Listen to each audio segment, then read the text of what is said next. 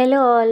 Welcome back to my channel Jyothi Jeevanam. అందరు ఎలా ఉన్నారు? నేనైతే చాలా చాలా బాగున్నాను. మన సౌత్ ఇండియన్ ఫ్యామిలీస్లో ఈ టిఫిన్లు అనేవి చాలా పెద్ద ప్రాసెస్లు అండి. మనం బ్యాటర్స్ అన్ని ప్రిపేర్ చేసుకోవడానికి టైం పడుతుంది. బట్ వీక్లో వన్ డే కనుక మనం కొంచెం టైం స్పెండ్ చేస్తే చాలా ఈజీగా బ్రేక్ఫాస్ట్ రెసిపీస్ చేసుకోవచ్చు. ఇక్కడతో ఆగుతుందా? దాంట్లోకి చట్నీస్ కూడా చేయాలి. సో ముందుగానే మనం కొన్ని చట్నీస్ ప్రిపేర్ చేసుకొని పెట్టేసుకుందాం. వేడి వేడి అన్నంలో నెయ్యి వేసుకొని పొడి కలుపుకుంటే ఎంత బాగుంటుందో కదా. దానికోసం కాకరకాయ పొడి, అట్లాగే మనకి స్వీట్ క్రేవింగ్స్ వచ్చినప్పుడు ఒక హెల్తీ లడ్డు ఎలా చేయాలో ఈ వీడియోలో షేర్ చేస్తా, చెక్ చేసేయండి.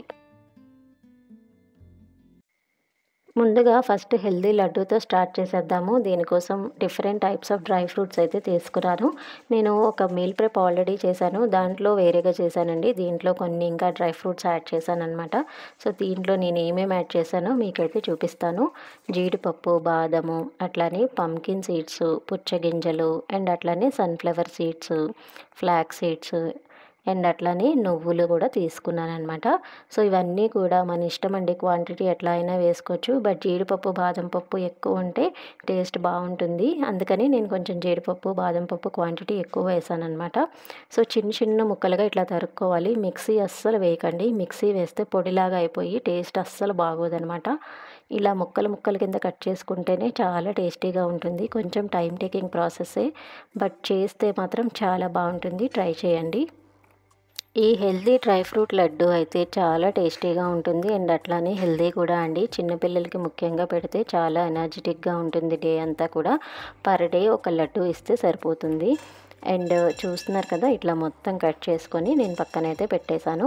ఇంకా నెక్స్ట్ ఇవన్నీ కూడా మనం నెయ్యిలో అయితే ఫ్రై చేయాలి. ఫ్రై చేసినప్పుడు ఖచ్చితంగా మీరు లో ఫ్లేమ్లోనే చేయండి. ఎందుకంటే జీడిపప్పు, బాదం పప్పు తొందరగా మాడిపోయే అవకాశం ఉంటుంది. మనకి చాలా దూరగా వేపాలి.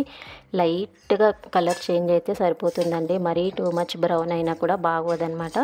సో లైట్గా ఫ్రై చేసామనుకోండి, మనకి ఎక్కువ నిల్వ ఉండే ఛాన్సెస్ ఉంటుంది. మనం డైరెక్ట్గా పచ్చి వేసేసామనుకోండి, టేస్ట్ కొంచెం మెత్తగా ఉంటుంది, అండ్ అట్లానే నిల్వ కూడా ఉండదన్నమాట. సో దీనివల్ల ఏంటంటే మంచి టెక్స్చర్ వస్తుంది, అండ్ క్రంచీగా అయ్యి చాలా బాగుంటుందండి టేస్ట్.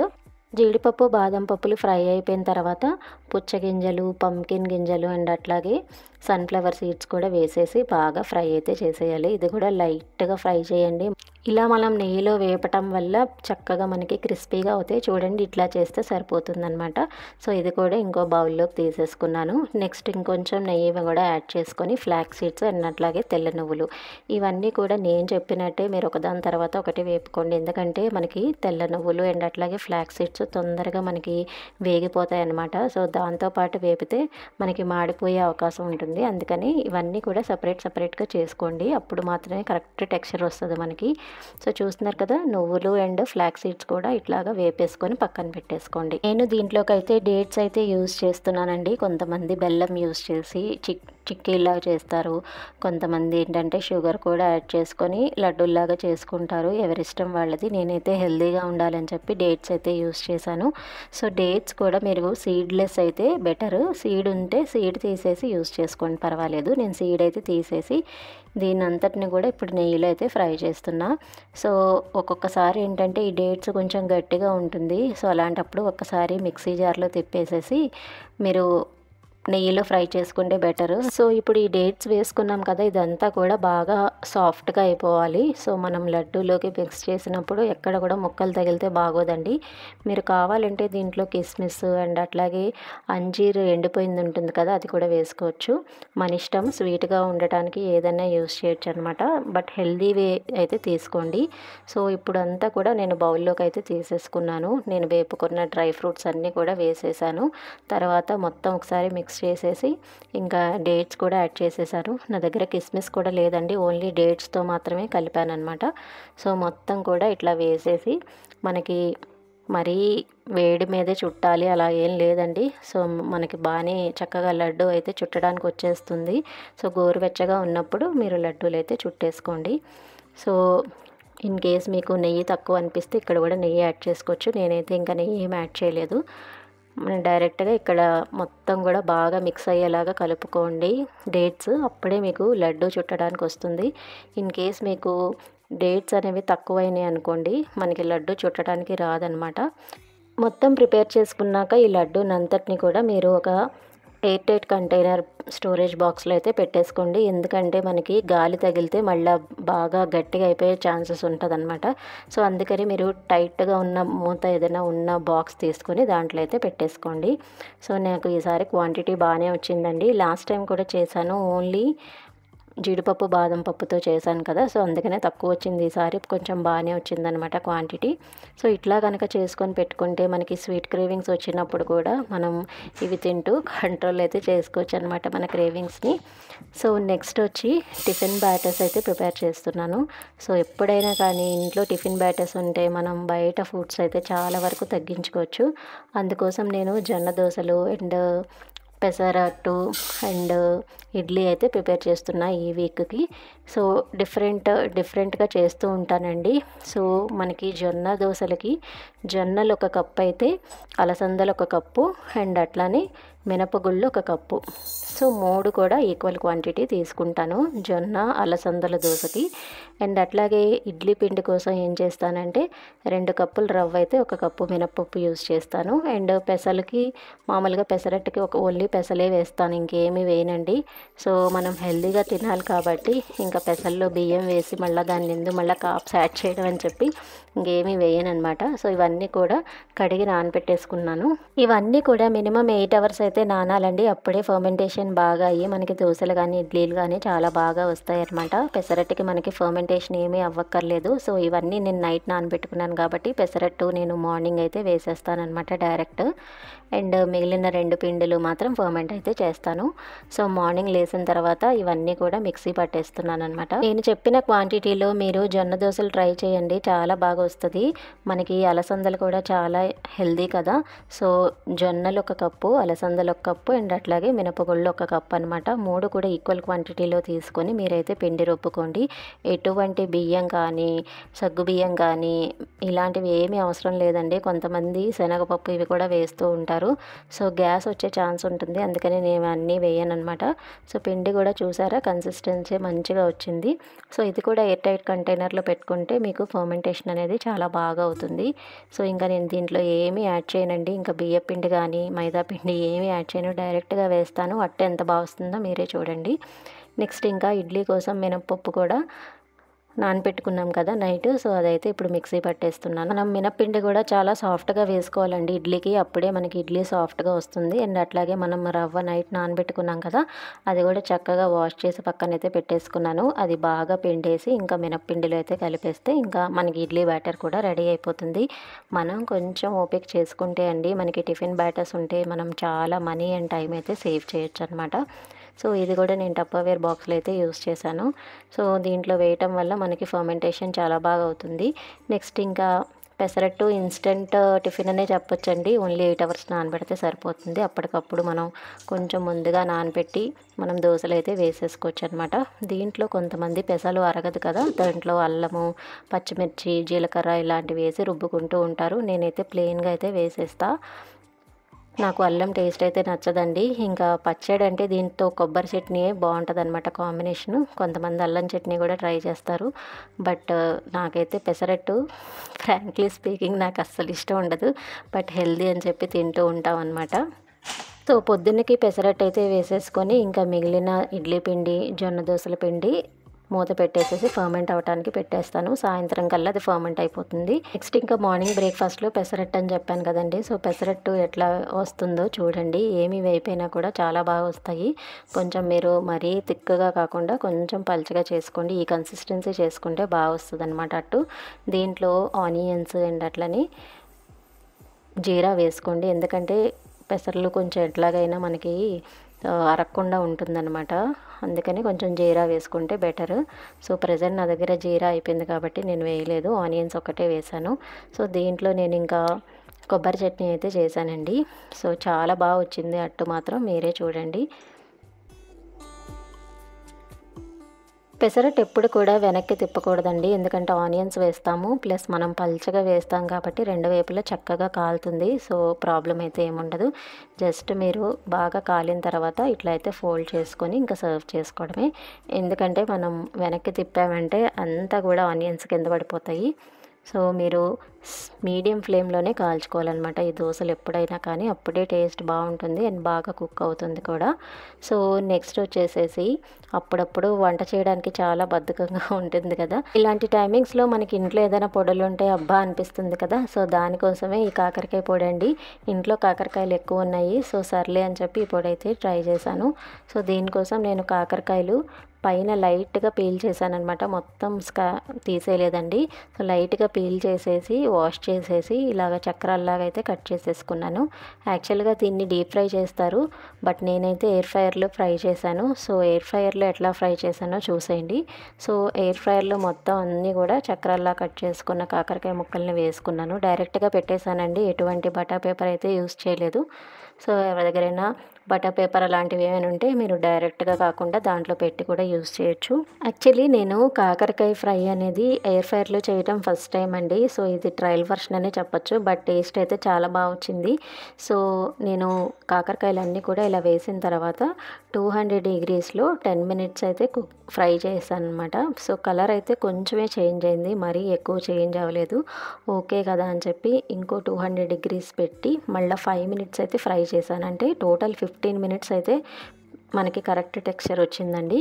సో ఫస్ట్ టైం అయితే ఇట్లా ఉందన్నమాట.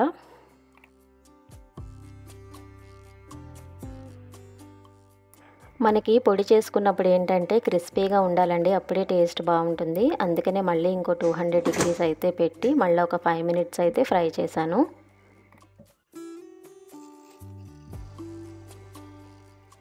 చూసారా, నెక్స్ట్ అయితే కొంచెం లైట్గా బ్రౌన్ అయిపోయిందనమాట. సో అక్కడక్కడ 1-2 ముక్కలు కొంచెం నార్మల్గానే ఉంది. సో పర్వాలేదండి, దీనికన్నా కొంచెం బ్రౌన్ అయితే బాగుంటుంది అనిపించింది. సరే అని చెప్పి కొంచెం కరివేపాకు యాడ్ చేసేసాను నెక్స్ట్ ట్రిప్లో. సో కరివేపాకు యాడ్ చేసి ఒక 2-3 మినిట్స్ అయితే పెట్టాను, ఎందుకంటే 200 డిగ్రీస్ ఎక్కువ అయిపోతుంది కదా. సో అందుకని ఒక 2-3 మినిట్స్ పెట్టేసుకున్నారనుకోండి, మీకు మనం అనుకున్న కన్సిస్టెన్సీలో చక్కగా కాకరకాయలు అయితే క్రిస్పీ అవుతాయి. సో యాక్చువల్గా మనం పొడి చేస్తున్నాం కాబట్టి ఎంత మనం ఎయిర్ ఫ్రైయర్లో చేసినా అన్నీ కూడా మనం వితౌట్ ఆయిల్ చేసామనుకోండి టేస్ట్ అంత బాగోదు. సో నేను దీన్ని మళ్ళీ కొంచెం ఆయిల్ వేసి ఫ్రై అయితే చేశాను. జస్ట్ ఒక టీ స్పూన్ కూడా వేయలేదండి, జస్ట్ ఆయిల్ లైట్గా వేసి ఫ్రై అయితే చేశాను అనమాట. ఒక 1-2 సెకండ్స్ ఉంచితే సరిపోతుంది. సో ఎక్కువసేపు కూడా ఏం ఉంచలేదండి. ఓన్లీ ఏంటంటే మరీ ఆయిల్ లేకపోతే బాగోదు కదా అని చెప్పి డైరెక్ట్గా మనం ఎయిర్ ఫ్రైయర్లోనే వేయచ్చు, బట్ నేనైతే దాంట్లో వేయలేదనమాట. సో జస్ట్ లైట్గా వేపేసా. నెక్స్ట్ ఇంకా దీంట్లో మసాలా కోసం వెల్లుల్లి, జీలకర్ర, మనం ఇంట్లో వాడే కారం ఉంటుంది కదా, అది వేసుకొని బాగా ఇలా దంచుకోండి.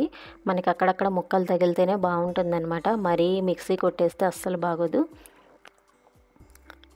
సో ఇట్లా దంచుకున్న తర్వాత దీన్ని కూడా తీసి పక్కన పెట్టేసుకోండి.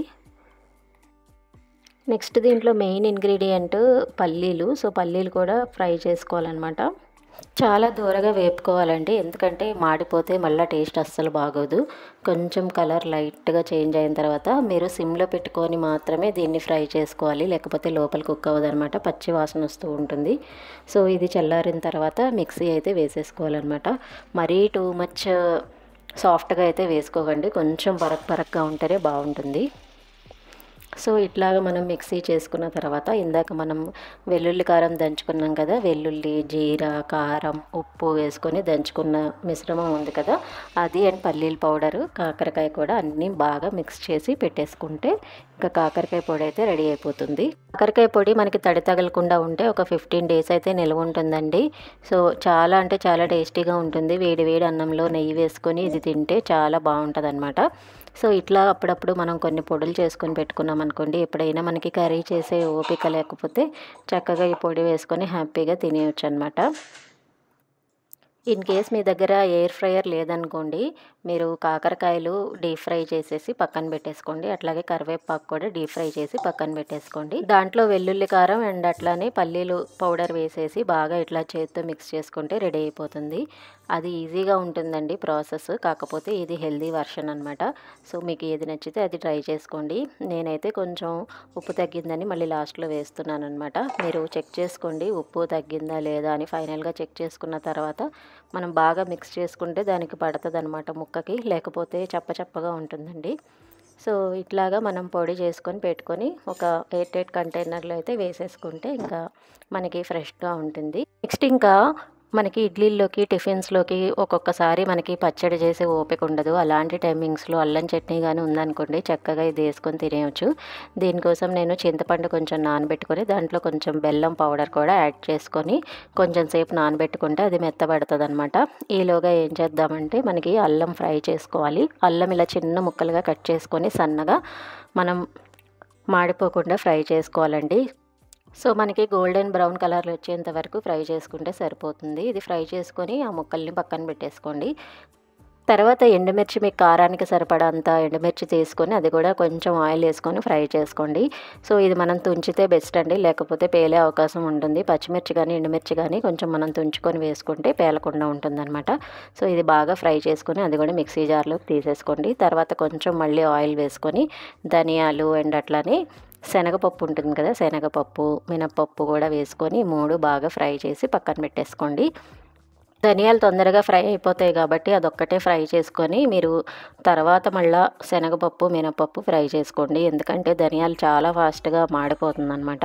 సో ఫస్ట్ అది ఫ్రై చేసుకొని మిక్సీ జార్లోకి తీసుకున్న తర్వాత శనగపప్పు మినపప్పు కూడా తీసుకొని మీరు మిక్సీ జార్లో అయితే యాడ్ చేసేసేయండి. సో ఇదంతా కూడా ఈ మిశ్రమం చల్లగా అయిన తర్వాత ఇందాక మనం నానబెట్టుకున్నాం కదా చింతపండు అండ్ అట్లాగే బెల్లం, ఇవన్నీ కూడా మనం మిక్సీ అయితే వేసుకోవాలన్నమాట. కొంచెం ఉప్పు అయితే యాడ్ చేసుకోండి ఇప్పుడు. సో ఇది మనకి ఒకవేళ మీకు కొంచెం పల్చగా కావాలనుకోండి కన్సిస్టెన్సీ, వాటర్ ఎక్కువ పోసుకొని ఇప్పుడే రుబ్బేసుకోండి. అప్పుడు మీకు నిల్వ ఉంటుంది. లేకపోతే మీరు తర్వాత యాడ్ చేశారనుకోండి వాటర్ నిల్వ ఉండదన్నమాట. సో కొంచెం ఉప్పు యాడ్ చేసుకొని బాగా సాఫ్ట్గా అయిపోయేంత కన్సిస్టెన్సీ ఉండాలి. సో అట్లా ఉంటేనే టేస్టీగా ఉంటుంది. సో నేనైతే కొంచెం వేడి నీళ్ళు వేసానండి. సో మనకి వేడి నీళ్ళు వేయటం వల్ల మనకి తొందరగా పాడవకుండా ఉంటుందన్నమాట. ఒక 10 to 15 డేస్ అయితే ఉంటుంది పచ్చడి. ఇన్ కేస్ మీకు డౌట్గా ఉందనుకోండి, ఒక 1 వీక్ అయిన తర్వాత ఫ్రిడ్జ్లో స్టోర్ చేసుకొని పెట్టుకుంటే 1 మంత్ దాకా ఉంటుంది. ఫ్రెష్గానే ఉంటుందండి, టేస్ట్ ఏం మారదు. సో చూస్తున్నారు కదా ఎంత బాగుందో. దీన్ని ఇప్పుడు తాలింపు అయితే వేసేస్తా. సో కొంచెం ఆయిల్ వేసుకొని ఆవాలు జీలకర్ర కరివేపాకు వేసేసుకుంటే ఇంకా తాలింపు కూడా రెడీ అయిపోతుంది. నెక్స్ట్ ఇంకా మనం చేసిన పచ్చడిని దాంట్లో అయితే తొరిపేయడమే. సో దీన్ని కూడా ఎయిర్ టైట్ కంటైనర్లో అయితే పెట్టేశాను. మనకి ఎయిర్ టైట్ కంటైనర్లో పెడితే పచ్చడి చాలా ఫ్రెష్గా ఉంటుందండి చాలా రోజులు. చూసారు కదా ఎంత కలర్ఫుల్గా ఉందో. టేస్ట్ కూడా చాలా బాగుంటుంది, పుల్ల పుల్లగా తీయగా.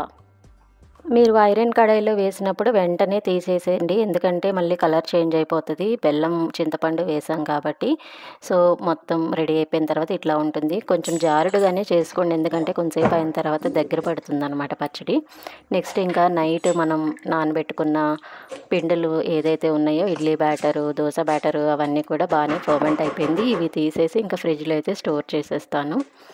ఇడ్లీ పిండి ఉంటే చాలా రకాల టిఫిన్స్ అయితే చేసుకోవచ్చండి. ఒకరోజు ఇడ్లీ వేసుకోవచ్చు, ఇంకో రోజు ఊతప్పం వేసుకోవచ్చు, ఇంకో రోజు గుంత పొంగనాల్లా కూడా వేసుకోవచ్చు అనమాట. సో ఇట్లా డిఫరెంట్గా ఉంటే మనకు కూడా రోజు బోరింగ్గా అనిపించదు. అండ్ అట్లాగే మనకు చేసుకున్న దోశ బ్యాటర్ కూడా చక్కగా ఫర్మెంట్ అయింది. సో ఈ అలసందలును అండ్ అట్లాగే జొన్నల దోశ కూడా చాలా టేస్టీగా ఉంటుందండి. అండ్ మంచి హెల్దీ బ్రేక్ఫాస్ట్ అని కూడా చెప్పొచ్చు. సో ఇది కూడా ఏంటంటే నేను ఒక్కొక్కసారి ఎగ్ దోశ వేస్తాను, ఒక్కొక్కసారి పొడి దోశ వేస్తాను, ఇట్లా కూడా వేసుకుంటూ ఉంటాను. నేను లాస్ట్ మీల్ ప్రెప్లో కొన్ని కారపొళ్ళు అలాంటివి చేశానన్నమాట. ఎవరికైనా ఇంట్రెస్ట్ ఉంటే చెక్ చేయండి. సో మనం చేసుకున్నవన్నీ కాకరకాయ పొడి, అల్లం చట్నీ, 3 రకాల పిండ్లు ఇవన్నీ కూడా ఫ్రిడ్జ్లో పెట్టేసా. అండ్ హెల్దీ లడ్డు కూడా. కొంచెం పనున్నా కూడా మనకి వారం అంతా కూడా హ్యాపీగా బ్రేక్ఫాస్ట్కి ఇబ్బంది ఉండదండి. ఇట్లా అయితే చేసుకొని పెట్టుకోండి, టైం సేవ్ అవుతుంది అండ్ మనీ కూడా సేవ్ అవుతుంది. నెక్స్ట్ డే ఇంకా జొన్న దోశల ప్రిపరేషన్ అయితే ఒకసారి చూసేద్దరు. సో మనం ఫస్ట్గా పిండి వేసుకొని కొంచెం నేను గట్టిగా రుబ్బుకున్నాను కాబట్టి వాటర్ అయితే యాడ్ చేశాను. వాటర్ సాల్ట్ వేసుకొని బాగా మిక్స్ చేసుకొని అప్పుడైతే దోశ పోసుకోండి. మనకి చాలా పల్చగా వస్తుందండి, అస్సలు భయపడాల్సిన అవసరం లేదు, అతుక్కోకుండా వస్తుందన్నమాట. మనం ఊరికి టెన్షన్ పడిపోతూ ఉంటాము జొన్న దోశలు వస్తాయా లేదా అని చెప్పి. బట్ ఈ కన్సిస్టెన్సీ యూజ్ చేస్తే మనకి చాలా బాగా వస్తాయి అన్నమాట దోశలు. అండ్ మీరు ఇన్ కేస్ మీరు ఐరన్ కడాయిస్ అలాంటివి ఏమైనా ఉంటే ముందుగా ఉల్లిపాయతో ప్రీ సీజనింగ్ లాగా చేసుకొని తర్వాత ఇంకా దోశలు అయితే పోసుకోవడమే. నేను ప్రజెంట్ అయితే నాన్ స్టిక్ ప్యాన్ మీద అయితే వేసాను అనమాట. సో మనకి కలర్ కూడా మంచి బ్రౌన్ కలర్ అయితే వస్తుందండి దోసలు. నాన్ స్టిక్కే కాబట్టి మనం ఎక్కువ ఆయిల్ కూడా యూజ్ చేయాల్సిన అవసరం లేదు. మీరు జస్ట్ ఇట్లాగా ఒక లైట్‌గా ఇలాగ ఒక హాఫ్ స్పూన్ వేసుకుంటే సరిపోతుందనమాట.